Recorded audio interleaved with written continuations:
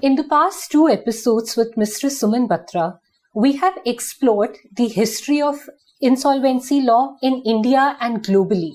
We have traced the journey of insolvency and bankruptcy code.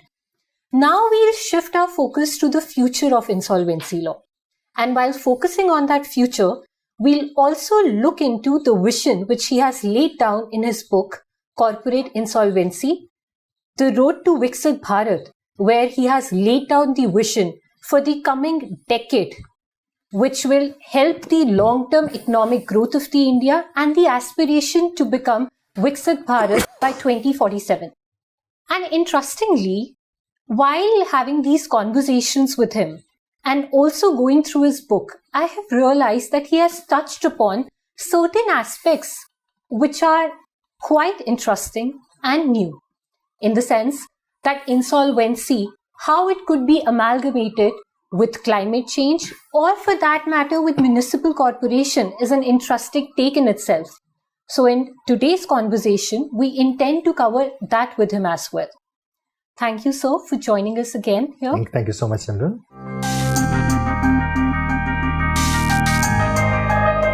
So, like I've mentioned, you have taken a very different take on the applicability of insolvency law in context of municipal corporation.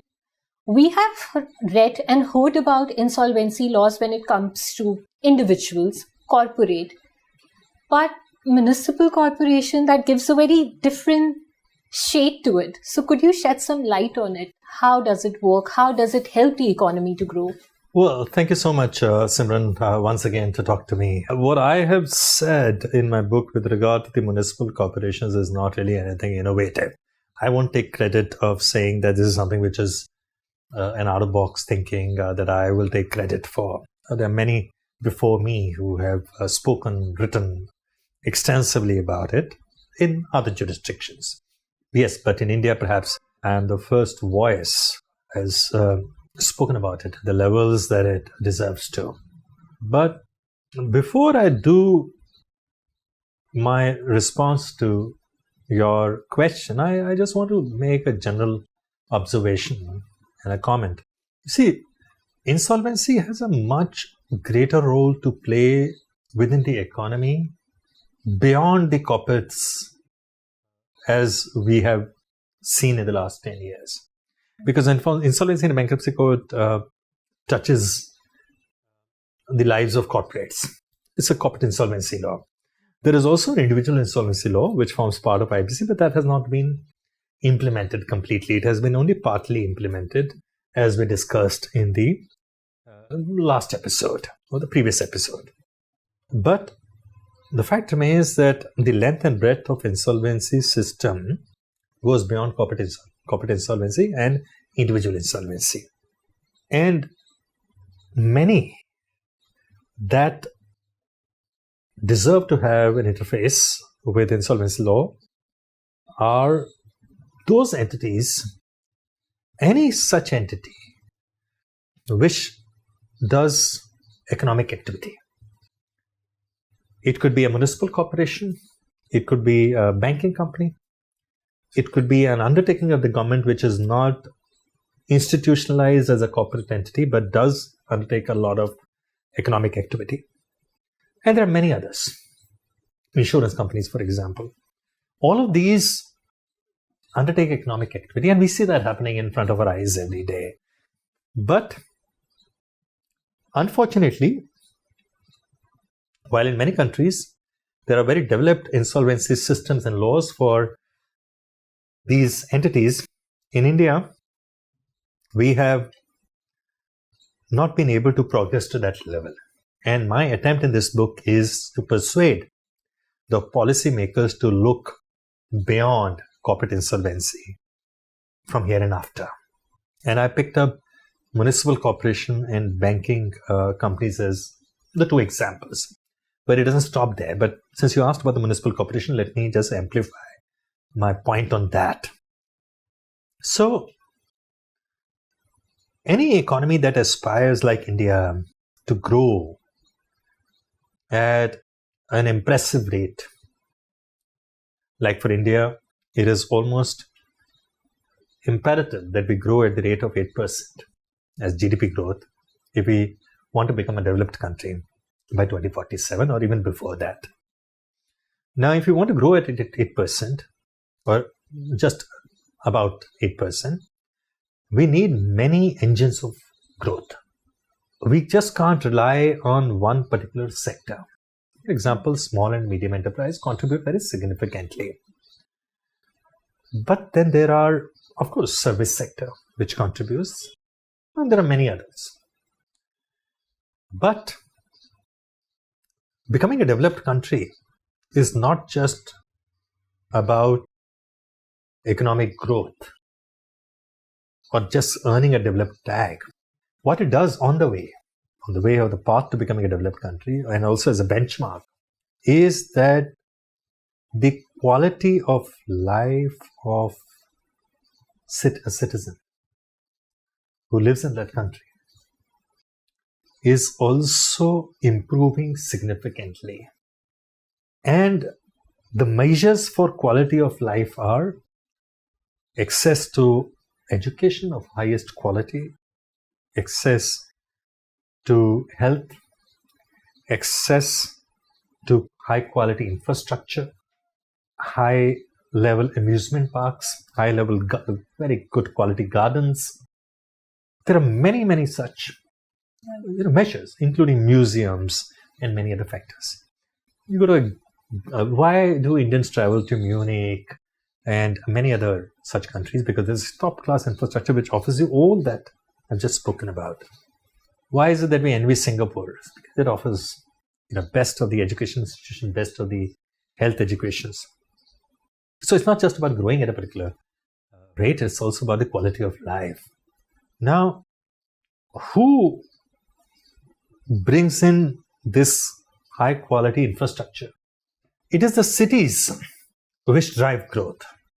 Now, how many cities in India you can count as urban centers that are driving growth? Delhi, Bombay, Calcutta, Chennai, Bangalore, Hyderabad.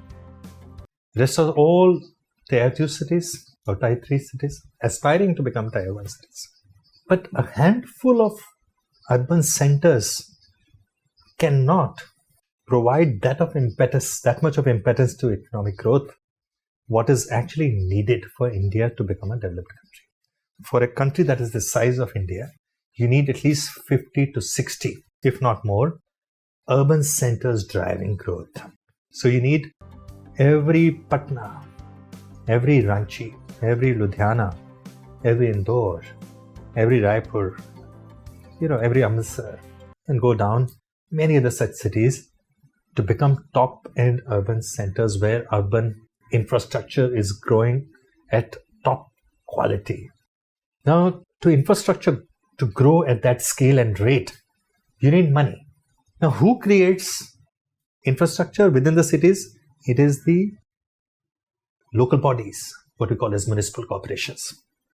It is the municipal corporations which make schools for ordinary people, common people. It is they who make parks. It is they who give contracts for the flyovers, top quality roads. They're the ones who actually even sometimes run the museums or invite projects for such creative activities. These municipal corporations don't have money. And we've seen often in so many cities in the past, states in the past, where municipal corporations are said to have gone bankrupt. They don't sometimes have money to pay their employees.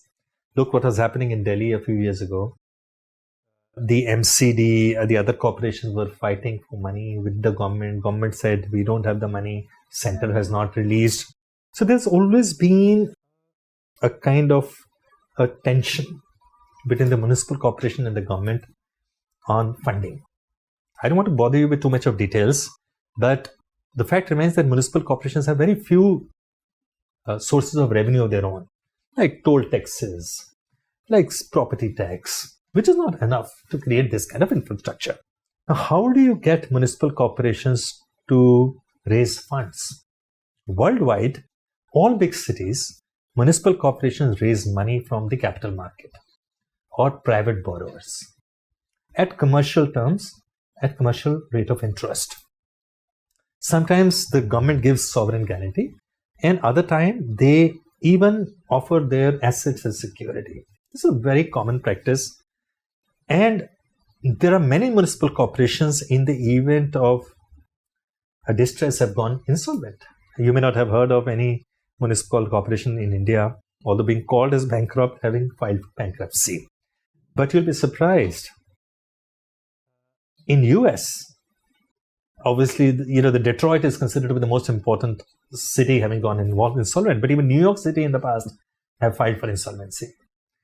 About 3 years ago, we had Birmingham, the city in UK, which was the first city of UK having gone insolvent.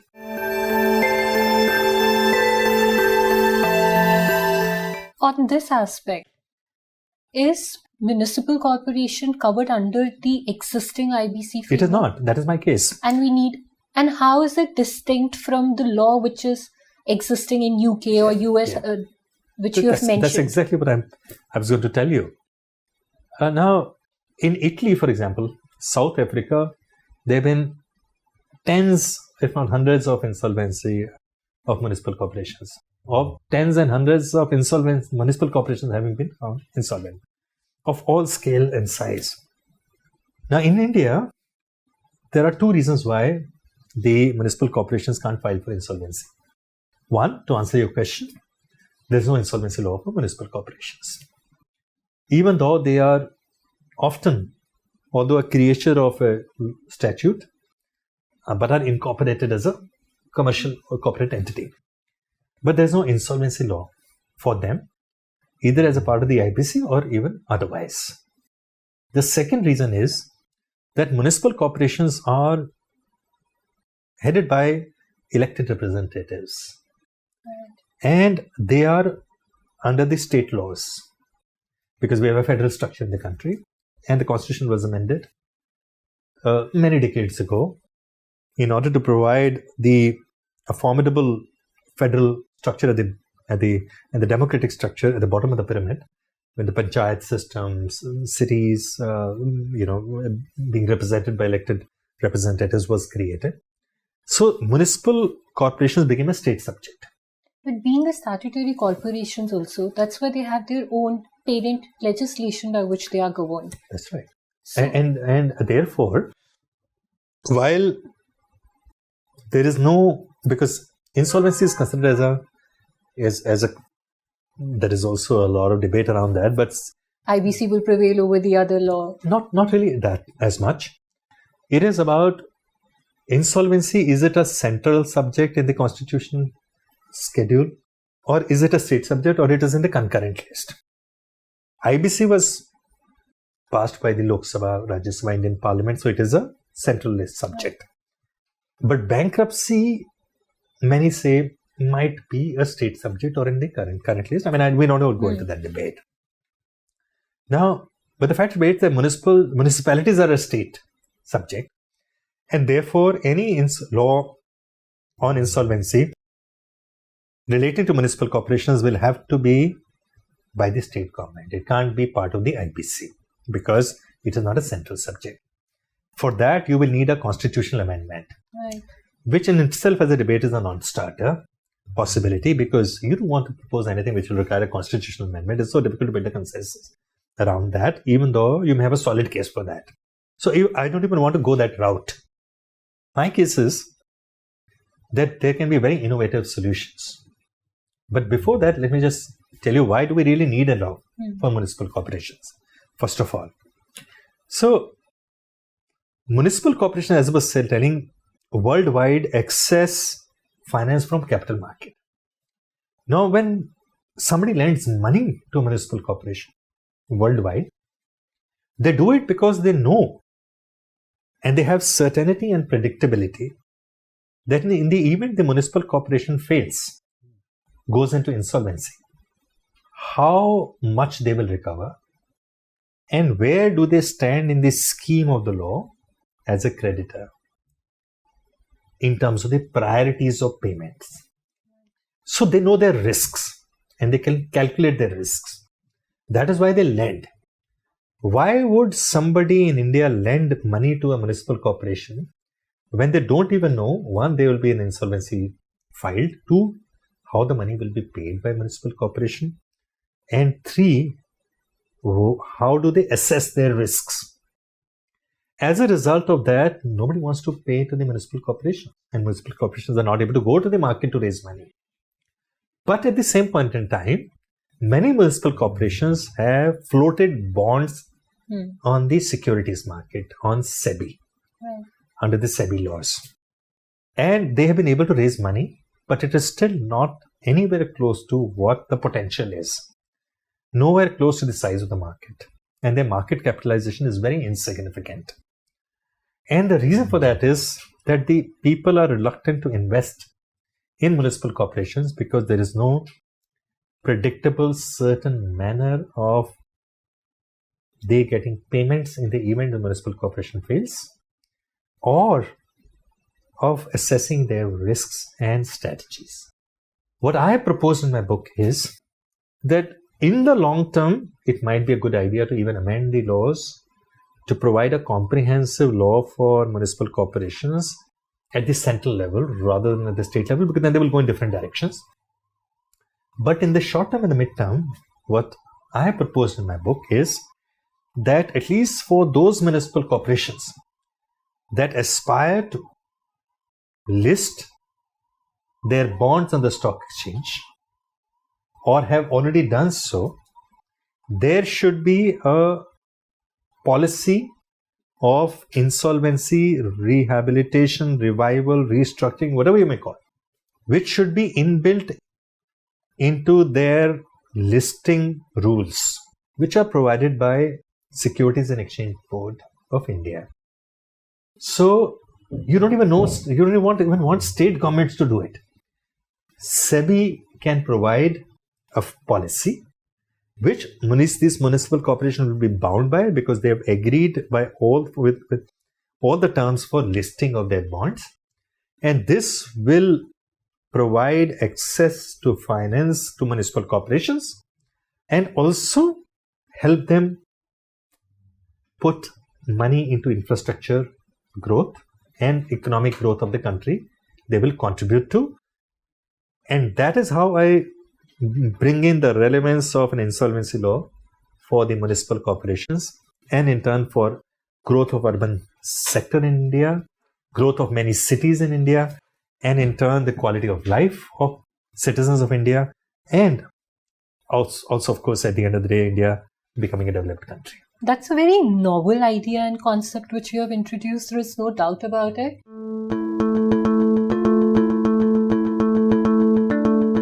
But there's this one question which is ticking with me.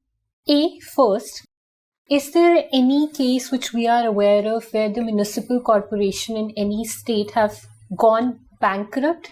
Not that they have filed for it, but in real terms they did not have money.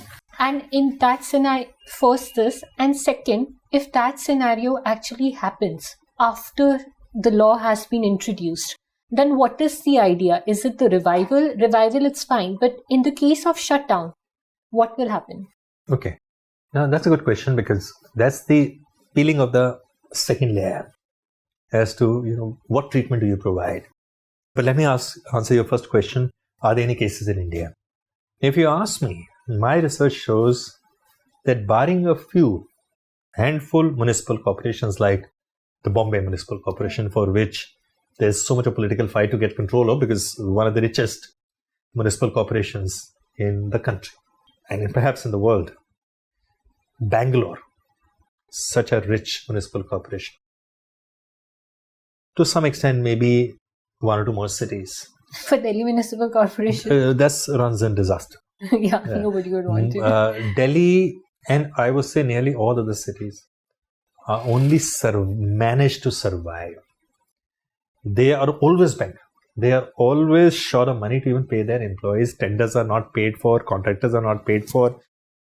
So in these cases, there's this corporate bailout, which was happening earlier. But that's what is happening. In the cases of... So for that we'll have to go into a bit more detailing, but we don't have the time for that, is how do municipal corporations get funded? Right. They have some resources, as I mentioned, from tolls, from property tax. But under the scheme of the Constitution, the Finance Commission is expected to allocate resources that every state and some central government must also give to municipal corporations. Because a lot of taxes that the state and the municipal corporation earns from these citizens are actually for the services that are used by the citizens but created by the municipal corporations. So therefore it was thought that there should be allocation of fund by the state and central government. But these come more in the form of grants, sometimes the loan, and etc. But they're still not adequate. So even for grants, you don't have a set day, or this day grant will come. There are so many debates, there are delays, there are all kinds of problems. And we also know that municipal corporations not necessarily run on good corporate governance, and the money, and use of the money, and also the quality of service, all that is also lacking. But to answer your question, in India, I would summarize that nearly, except for a few, nearly all are always in distress. And if there would have been a law for bankruptcy of their municipal corporations, they would have been dragged into insolvency left and right. That is how it is. And what would be the alternative? So the alternative is worldwide. There are many policy options that exist, many frameworks, and there is a study that has been done by Insol International, which is the Global Federation of Insolvency Fraternity, a few years ago, headed by two very dear academic friends of mine, and they have come out with a very comprehensive kind of a matrix of which kind of policy options exist, and I have quoted that extensively in my book. And in fact, incidentally, this what I've written in my book also is there's a detailed paper, because the book is just a kind of a compressed version of what was a joint paper written by me together with Mr. Pramod Rao, Executive Director of Securities and Exchange Board of India, which we also presented at a platform recently. Now, what we have provided in that is, and I'll summarize it in the next only 2-3 minutes, that, which will answer your second question, that municipal corporations, you don't have the option of liquidating or closing, right? Because they provide public service. Right. They run schools, they run, bridges, they make roads. There'll be chaos in the city. So municipal corporation can't be like the IBC where the management is displaced. The management has to continue. They're elected representatives. You can't displace them. You cannot bring in resolution professional. You can't bring a resolution professional to displace them. Right. You can't also bring in, because most of the municipal corporation secretaries are IS officers, bureaucrats. So you can't even say, no, we will not have you. Because that again will law require amendments in law, and which will be a constitutional challenge, and we don't want to go into that route. But a resolution professional can come in the capacity of an advisor who can help them and guide them through the restructuring process. Although in many countries, actually the management goes out. But there, I don't know whether, in too much of detail, whether actually elected representatives lead the organization or not. But in the Indian context, that won't work. In the Indian context, what we proposed is that there should be mediation. There should be a resolution plan prepared by experts, but it has to be approved by the municipal corporation itself. It can't be imposed on the municipal corporation by a court of law, because that will become very challenging, long-drawn, uncertain. So we have proposed that a consensual plan where all the stakeholders get together with support from experts. This is, in my opinion, a baby step only. We don't want to suggest something which is revolutionary, because revolutionary things don't happen overnight, right? And it'll take too much of time to debate all these kind of things. So this is something which we believe will fit into the present scheme of law and make things happen, and a very sound incremental progress and a steady step towards adopting something which will help municipal corporation access to finance. It does sound revolutionary, though. You might say it's not. It's because it sounds revolutionary, I think, because it doesn't exist. So you're bringing something new, which you believe actually change the lives of people. Obviously, in that sense, it is a revolution, but nobody has thought about that.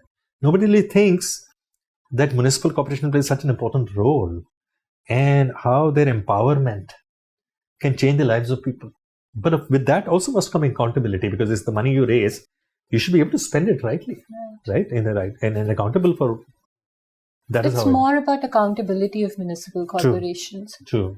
And how the whole Gurugram is suffering right now. That's the true. That's a live example also. That one can have a whole episode on that itself. Yeah.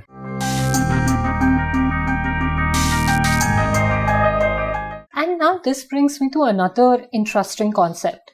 In fact, the nexus of insolvency with municipal corporation was in itself a very different concept. Then you touch upon climate with insolvency.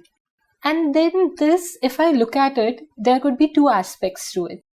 One, how climate affects the economy and company and hence it impacts on insolvency, or there is any other way to look at it? So, Simran, climate change is a matter of discussion globally. It started as an environmental issue, and people always looked at it as something which, as an environment, is affecting the lives of the people, and we need to do something about it. And then we had the Paris Agreement. And then it became a geopolitical issue with the US withdrawing from it. It still remains an environmental issue as well as a geopolitical issue. Everybody has acknowledged, each country, many studies, that it also causes adverse economic impact. Right. There are two ways in which climate change impacts economy, and in that also the lives of people.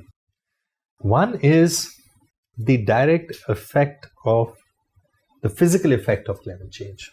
For example, what you saw over the last 15 days because of excessive rains in Himachal Pradesh, in Uttarakhand, and then Punjab. Right.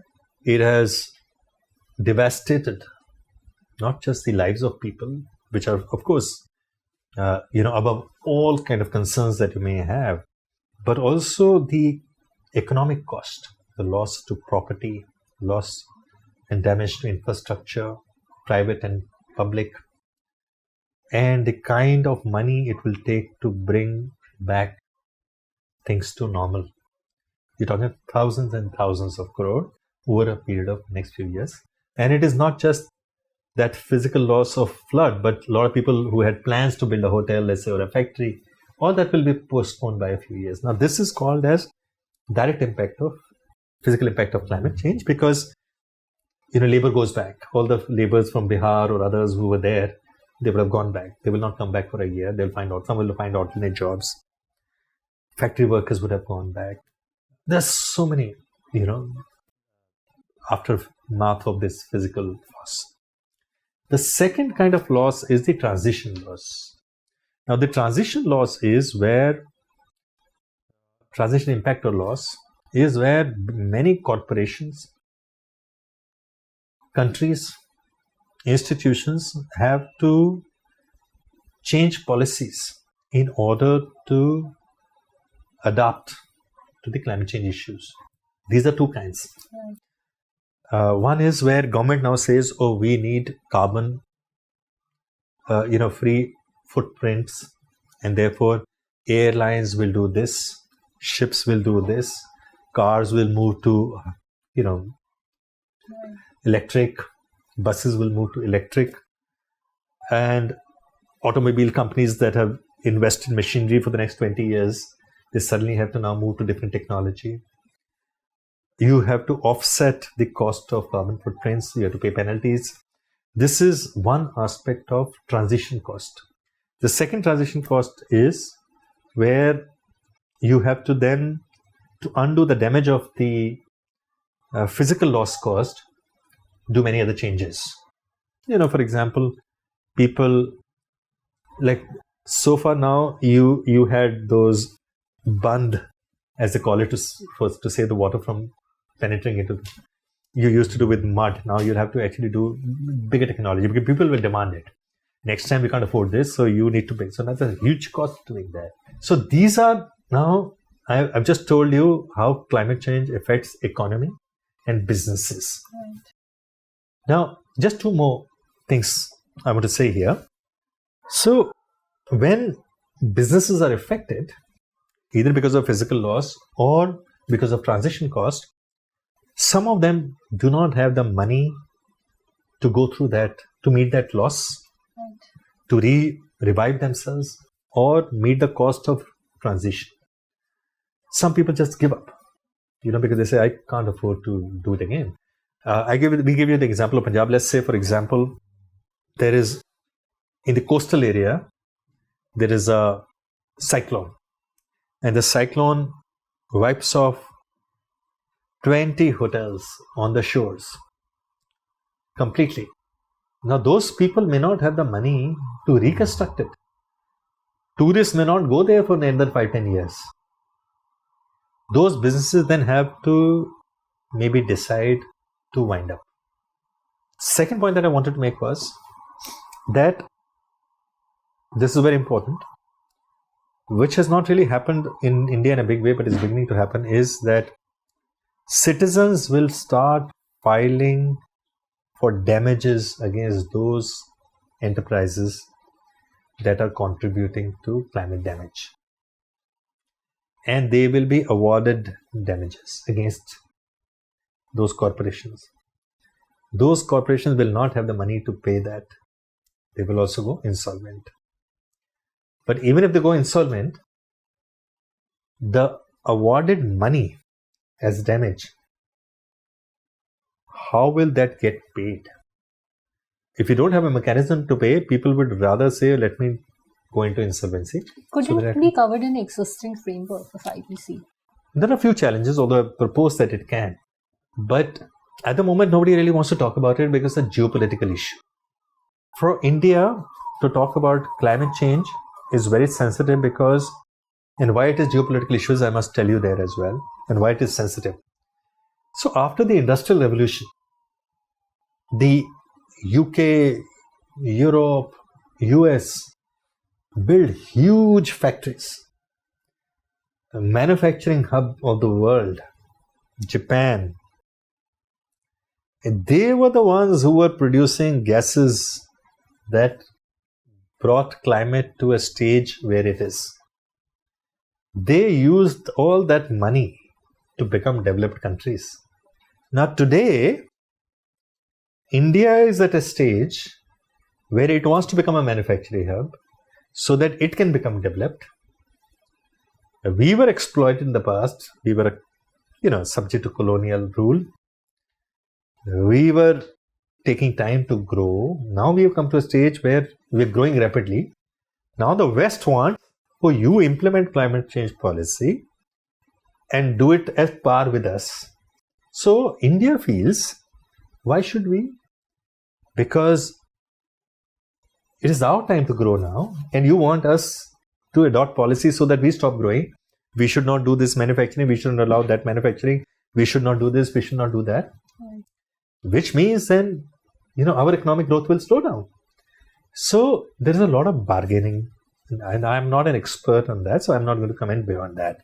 But at this point in time, to talk about climate change will be a tricky part. But I feel that climate change is a discussion that we cannot avoid for very long. We have to. And therefore, we have to do. And I'll answer your question on how it can be included. I'm not proposing that you do any massive upheaval or changes in the insolvency policy. We just need 3-4 things. Although there's a longer list, but I will suggest 4 things to begin with. The first, that we need to recognize that those who have suffered damages of insolvency, or the government which has in a particular case come to a conclusion that a company is contributing to climate damage, they should also get a right to initiate insolvency, not just a debt default. So we need to define of debt changes in the act. We need to move the insolvency, open the door for commencement of insolvency beyond debt default. That will require a bit of a policy change, but that's not anything dramatic. Second thing which we need to do is we need to include in the entire process two set of stakeholders. One, the environment regulator, because they're the ones who should also know that in a company that is in insolvency, if a plan is being approved, whether the proposal that anybody who's proposing a plan is giving in respect of how he proposes to address the climate issues of that company, then they should have a say in that. You can't leave it to the financial creditors. Expertise is required. Exactly. Similarly, so therefore they should have a role as an observer or contributor in the committee of creditors, and also signing off the plan. How and what is the mechanics that we haven't really bothered too much in detail about, at least in the book, but there is a paper that I've written in which we've dealt in detail. Third, I propose that you will need to include NGOs and activists also, because they will otherwise, if there is no visibility to them, they will continue to make noise, continue to raise voice, only on the account of lack of visibility and lack of information. So I propose that you should have ad hoc committees. We should any which ways have ad hoc committees because there are so many stakeholders who feel left out of the process. And ad hoc committees are done only for the purposes of consultation with them, not to give them right to vote on the plan, but at least to provide them a process to make them feel inclusive, to make them feel heard, and also sometimes genuinely contribute, if not all the time. The fourth thing which is the most critical one, in fact, which I propose is that in terms of the priority of payments, the damages that the government may have ordered against the company for causing loss to the environment should get priority of payment, even above the financial creditors. At the moment, financial creditors get priority. And the financial creditors should reconcile with that, because environment is more important. Lives of citizens is more important than their profit. And that will not only bring discipline amongst the banks, because then they will make sure that they're giving loans to only those companies, or are making sure that those companies are following climate change observers. And therefore, they will make sure that no such situation arises where damages are awarded and the bank's dues become subservient or secondary to the dues of the damages. It will, in fact, disincentivize them in many ways from being complacent as banks. Now, these are four things. There are many more, which I believe can easily be done. They are not anything that will be seen as a shock to IBC and will be welcomed by the industry and the people as in larger public interest, at the same point in time not being contrary to the inherent fundamental principles of insolvency. It will be really interesting to see it actually how it pans out and how it's incorporated. Yeah, we will keep pressing it, Economy and climate. These are the two which go hand in hand. True. And it's always somehow they are at conflict as well. Because while you are looking at the growth of economy, you always end up harming the climate and your environment. So that fine balance which you have described, that it needs to be drawn, and especially saying that financial creditors should give up on their priority for the climate. I think there is a way of balancing it. If you pitch it as they would need to give up, then they would never. The articulation, the narrative will have to be very different. The moment you say, you give up, this always meets with resistance. Right. I would say that you need to make way for it. Making way for it is a bit more polite, right? You're saying that, I'm not stopping you. So I will make way for it in certain circumstances. And those circumstances have to be just and tested by the law. So this can be articulated in law in a way which doesn't really meet any resistance and doesn't cause loss. Because You see, at the end of the day, damages are what? It is money that is going to come into the Consolidated Fund of India. Right. It becomes taxpayers' money. It will be used for the benefit of the citizens. Public sector banks also is taxpayers' money.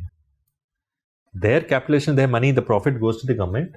That also goes into, at the end of the day, obviously from Ministry of Finance, which may be owning the shares, to Consolidated Fund of India to be used for the benefit of public at large. So I don't see any tensions. It is just a perception. And I think it can be done. It can easily be done.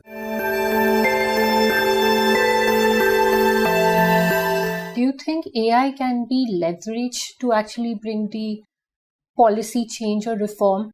When you talk about climate, municipal corporation, how AI could be utilized for that purpose? To be honest with you, Simran, I haven't really thought of artificial intelligence as something that can be used for the purposes of what we have just discussed. But it surely must be, because artificial intelligence, I don't think it knows any boundaries. It can be used for many preventive aspects, for a company to know whether I'm going to cause climate damage, to what extent, and if I do, what is the possibilities of a damage that being awarded against me. It is for the banks to use in terms of assessing the quality of operations of a company and to see whether they are actually breaching the climate change laws. So it can be used for many, many purposes, which will in fact help in preventing, in guiding, in ensuring that that your loss in the event you have to recover anything goes down, and various other aspects. And I feel it can also be used for checking compliances and many other aspects, unless it is already being done. So AI can be included, be part of the CIRP process itself. That, I think, is the low-hanging fruit any which ways. Because, and I've written about that also in my book, one chapter in the third part of the book, which we're discussing today, is in fact about the use of technology as to how India as a nation, and I talk about the digital India. I talk about how UPI has become a rock star globally, so much so that the Mastercard and others had to complain to the Prime Minister and to the US President that use of that Visa Masterclass has gone down. The Mastercard has gone down. Who uses that? I mean, I use it only little. I mean, I sometimes pay even for my flight bookings directly through UPI. And sometimes Air India offers you at 15 to 100,000 rupees incentive also if you pay directly, because the credit card is, they charge a percentage of a commission. So India is on the path of incorporating technology in almost all aspects of life, not just businesses. So therefore it is inevitable and it's almost unstoppable that it is also used in IBC. CIPs, of course, it's already being used by some, whether you call it as AI or advanced technology today. But in my view, in another 5 years, you will see that this becomes almost like the first tool in the toolkit of the insolvency professionals, maybe even lawyers and bankers, in order to sort of make the process more efficient, in order to improve the quality of the outcomes and the process, the decision making. In a way, I think that's a given in almost all aspects or departments of IBC.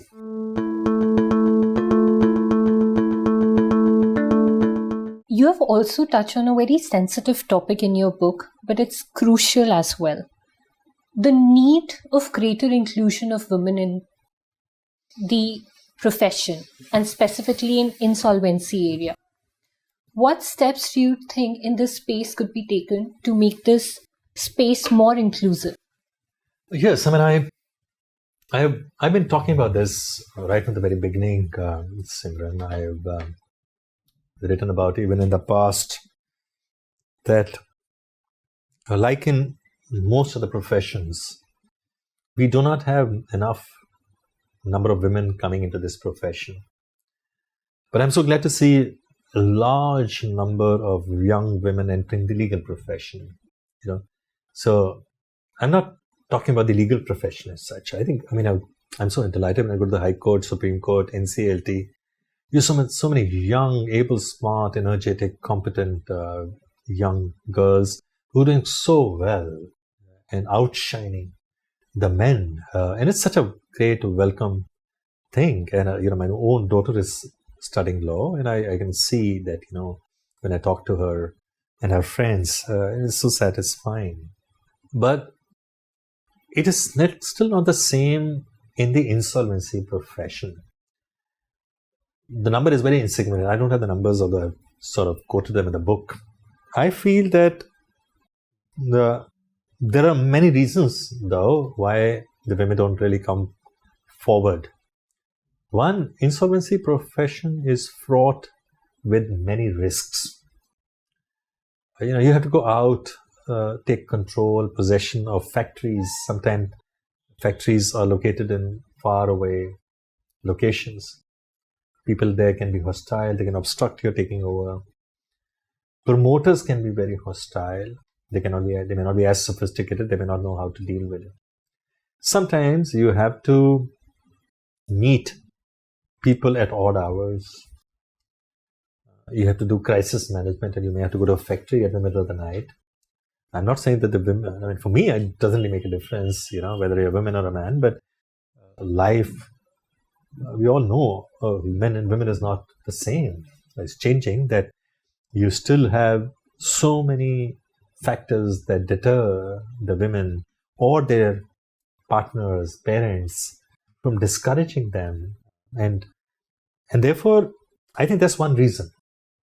Now, that reason could be also, in a way, something which you can sympathize and empathize women for. Why the hell do we have these kind of circumstances in the country where women are not able to come forward and do the role of an insolvency professional like men can do? Why should there be a difference? In my view, women are more competent to the job of insolvency professional, because there are a lot of things that people don't attempt or will not attempt with women, which they do with men. For example, trying to bribe. For example, trying to offer some other kind of incentives. Women, I believe, are not as prone to these kind of temptations as men might be. Although I personally also feel that, when a woman chooses to be corrupt, then she can also be very corrupt. There are some politicians that we know about. But as far as the profession is concerned, I think the profession will benefit if the women come forward in big number. Second, I do believe that women are far more organized in their mind and in how they do things. They can better manage.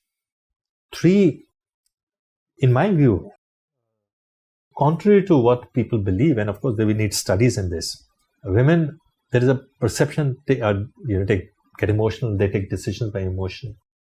There may be a degree of truth in that, but I think in the insolvency profession, you do need a degree of emotion.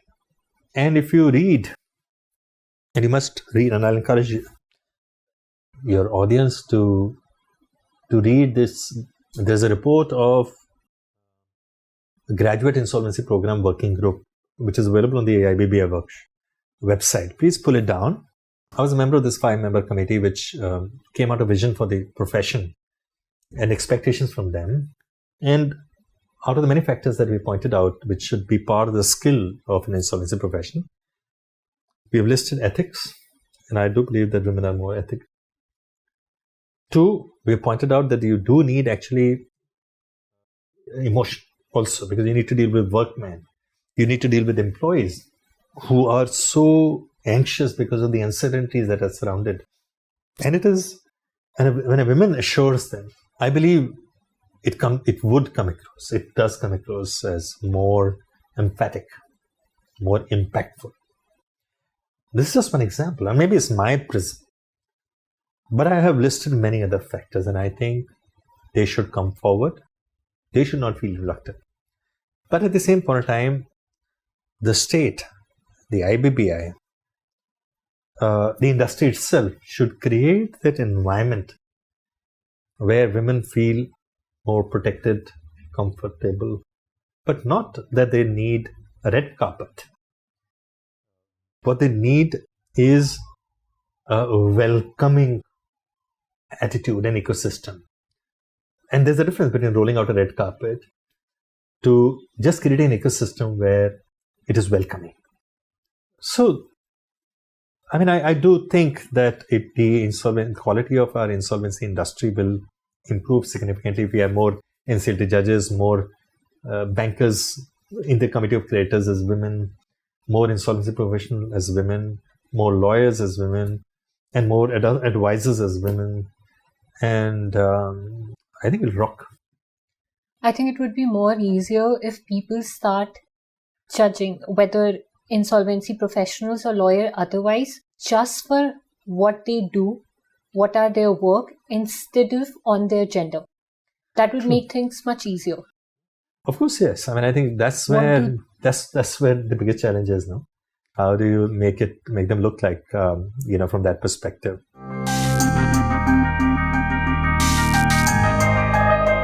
On that note, so you have in your book have given a very reflective end to it.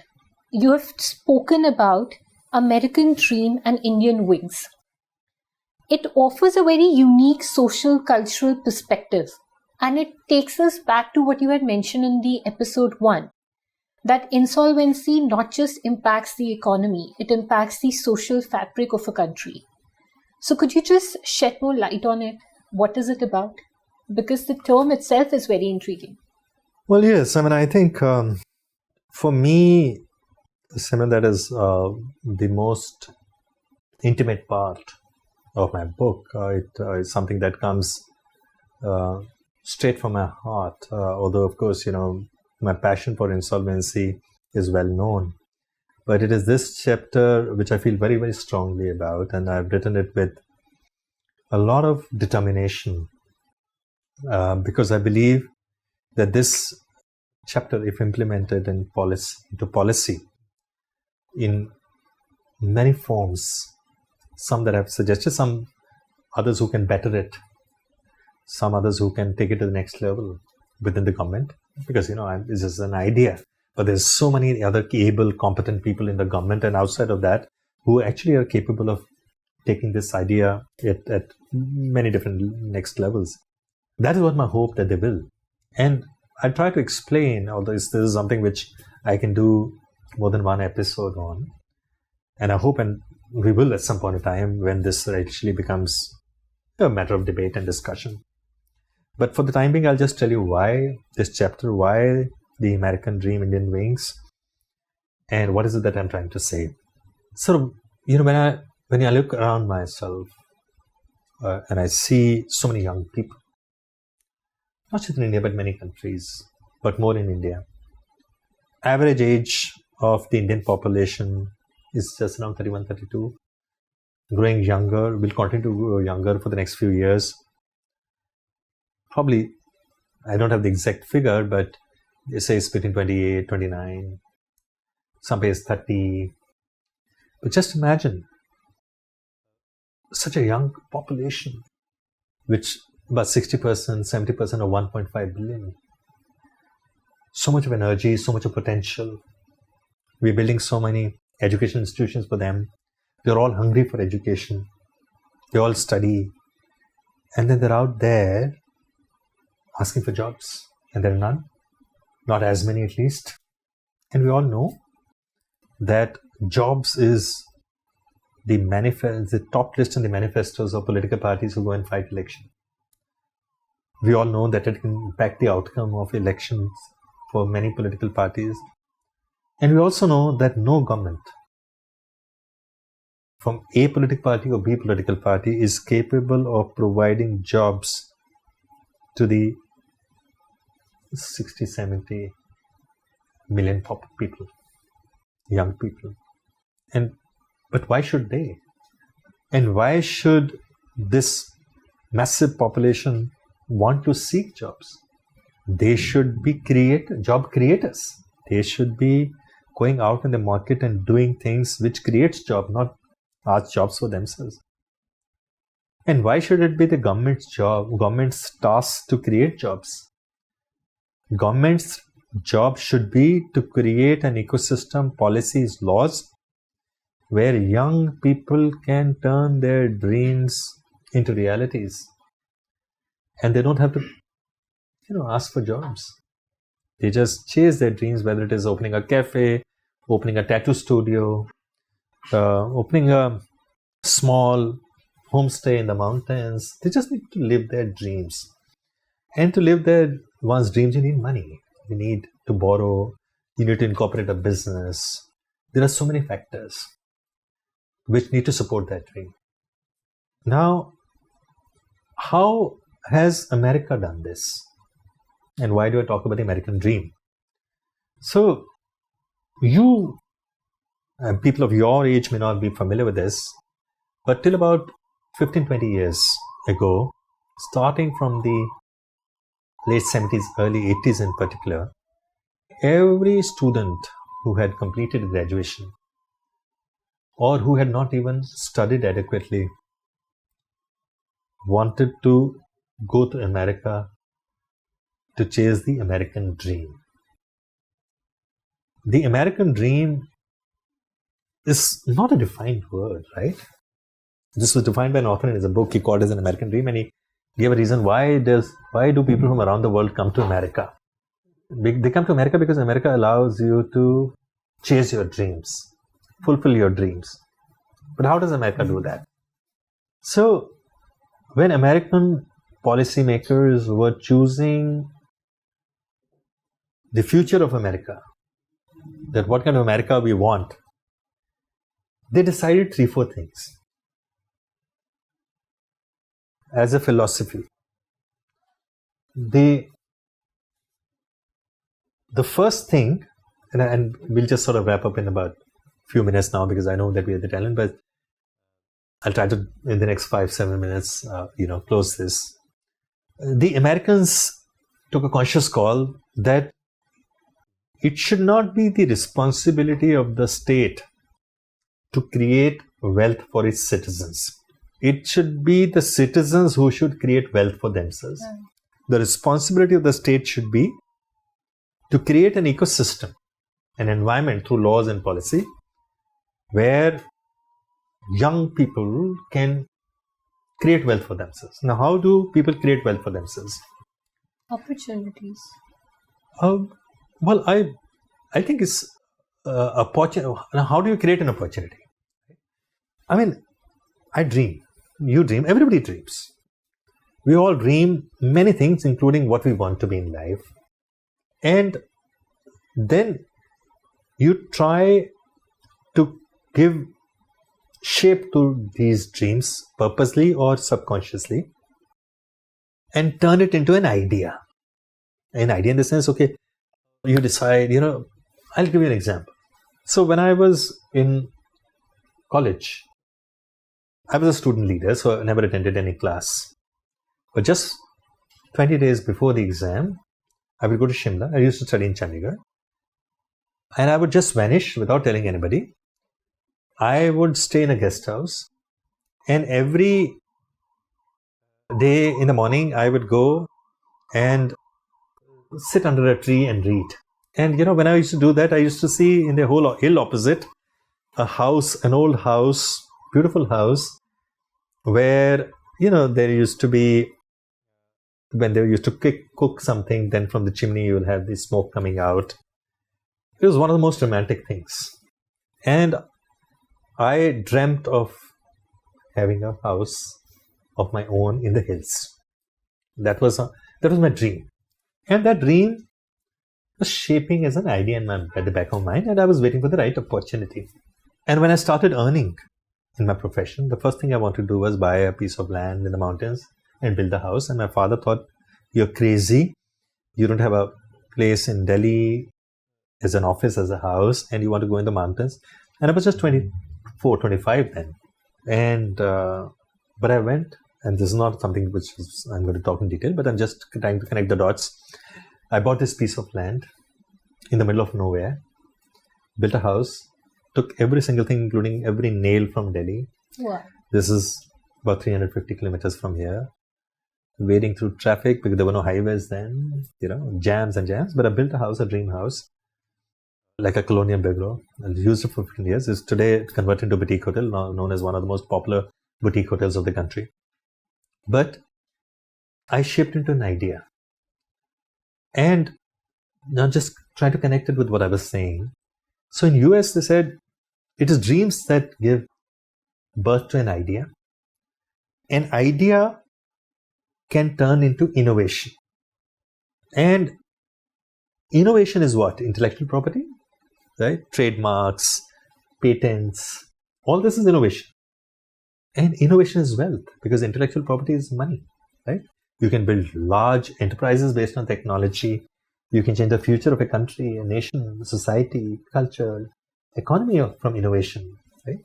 And they realized that in order for people to convert idea into innovation, they will need money, funding.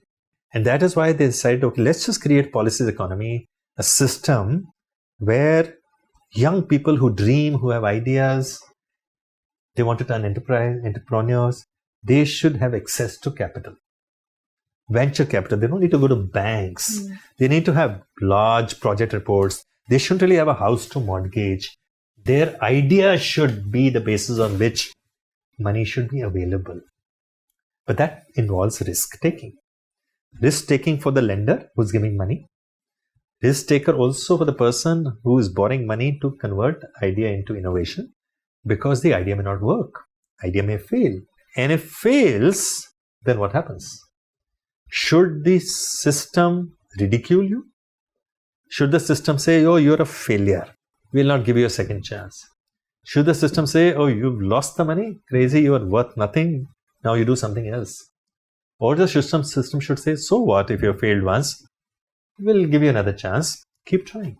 And for that, then they said we should have an insolvency law which should forgive the unfortunate and give a second chance.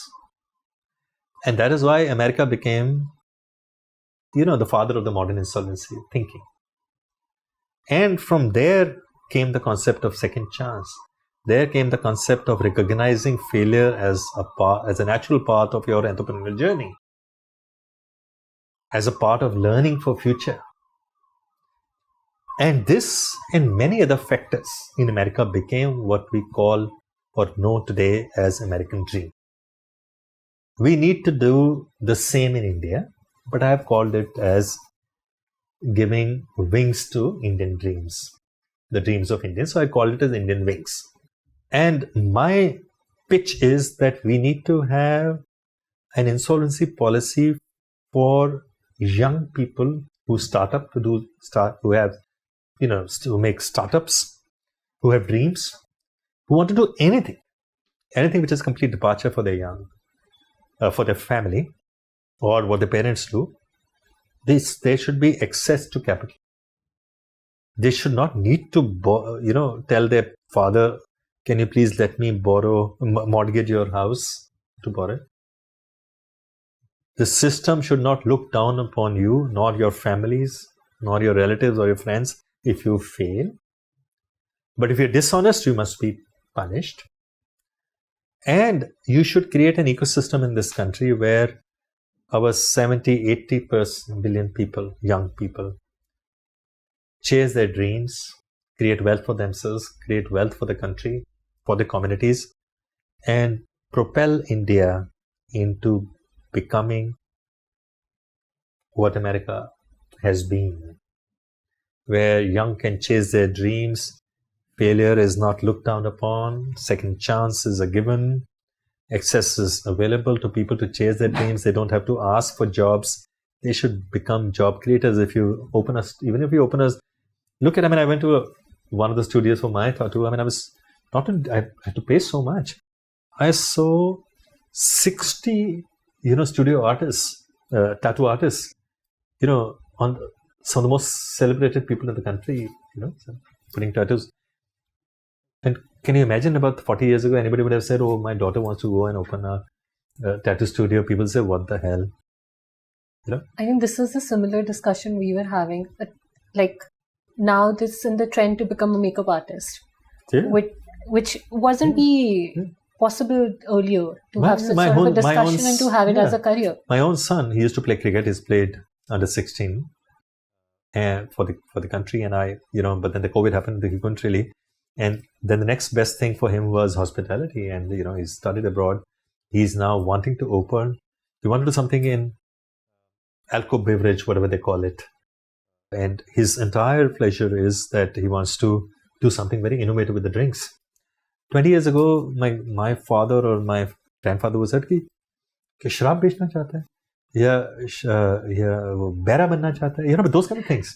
But today, being a chef, I think being even someone who serves me at a restaurant, young boy, not just in the in the KFCs or the, these American brands, which they offer a much more greater dignity to the young as against the Indian restaurants, but even Indian restaurants now is. To me, a server there today may be from any strata of society. And why not? And you need to give that respect to that server, not treat him as someone who's in any manner, low in dignity. I mean, he's doing his job and he's earning money for that. And he likes enjoying doing it. And sometimes he's doing it only as a stepping stone to something big because he wants to run in a restaurant, to learn how to run a restaurant because he wants to one day have one of his own. Say maybe a sous chef in a kitchen. So we need to start providing dignity to their dreams, whatever dream that might be. And all of it in a great way is linked with the insolvency policy, which we need to comprehend, allow this to sink into the policymakers. And this can be the most revolutionary thing in the next 10 years if India does it, and can really help in the economic growth, in the happiness quotient of the citizens, the young people, who would be terribly proud of their country. I had it in my mind to ask you, and you have already answered it to me, that what one advice you would want to give it to the stakeholders so that this American dream with Indian wings could be made possible. And then you have answered it wonderfully, saying that each job has to be treated with dignity and has to be given respect. And that has a lot to do with insolvency laws and how we take it forward in coming 10 years. That's going to actually lay the path and the vision for the generation of this country to move forward.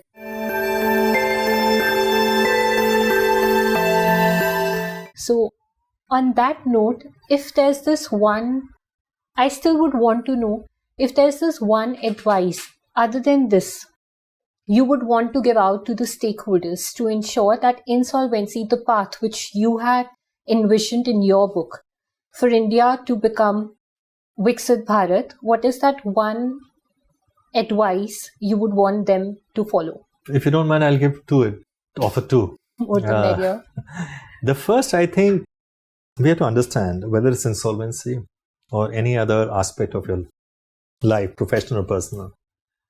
We need to make ethics as a way of life. Ethics is something which is going to determine our future in almost all aspects. The character. We need to build a very strong, powerful character of the generation so that it can fight with all the odds that my generation and the generation before me has struggled with. Corruption, inefficiency in the government, red tapeism, many other aspects where I believe changes need to be brought. And that baggage of the past is so heavy that it is quite difficult for one to offload and carry new baggage. But the young, if they follow this, and they do to a large extent, I think they question, why should I pay for a driving license? Why should I do this for getting this, which is my entitlement? They need to follow it themselves and also question others. Why are you asking for something which you cannot, should not, or are not entitled by law to ask? So that is the first thing. So ethics, oneself, and on the strength and power of that own ethics, character, question the other. The second, I think, equally important is that I do understand, that's why quite personal, that the opportunities bring you prosperity, gives you access to so many things that you want. And it sometimes also makes you a bit complacent. We had, I come from a small town. I was born in a village. I've come this far. There was a fire in the belly. We struggled initially. We wanted to, obviously see ourselves somewhere. Our driving factors were very different. We had so less and we wanted more. You already have, as this generation, so much, right? So there is no deprivation and there's no real fire in the belly to get more in terms of some of the things that for us were very basic and elementary and which we needed. And therefore, sometimes complexity sets in. We still, as a nation, are far behind and we are in a very delicate stage. In the next 10 years, the mantle of power, institutions, leadership, almost every profession within the government and outside responsibilities will be passed on to your generation. Some even perhaps younger than you, because you will see people fighting elections at 22, 23. You will see younger MPs. And therefore, we should not let go that hunger and drive for a better India. India which is free of all those things that I've mentioned about, and bring in that change. If we don't do that in the next 20 years, I think it'll be very, very different for the generation that is going to follow you. Because of many other factors, I don't want to go into that. But I do believe that this is going to happen very rapidly. You'll be surprised, we'll not be able to comprehend how suddenly India, where you will see everywhere young people manning the jobs. And therefore, you need to sort of have very clear agenda. What is it that you want to do with that responsibility, that power, that access to do something for India? And all that you feel should not be there. You should make sure that you not only propound, profess, but practice. And that will link with the first thing, practice yourself and the strength of that question. I think you are leaving it on a very wonderful note that all of us should have hunger and drive for better India. And thank you for joining us. This conversation has been very enlightening. Thank you so much. And I hope the policies and the ideas which you have envisioned for growth of India, they get implemented soon, or efforts are made for India to move towards Viksit Bharat. Thank you so much. Thank you.